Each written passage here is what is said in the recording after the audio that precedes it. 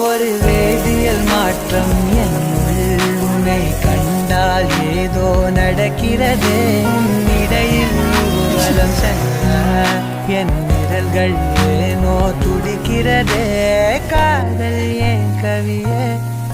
நீ என் அருகில் வந்தாலே உலகம் ஏன் இருளுது இரவாய் மாறுது அழிவினில் எல்லாம் வளைந்து தொலைந்து போவேனா மனம் ஒரு கணம் கொதிகலனாக தவறுகளின் இசையன மாற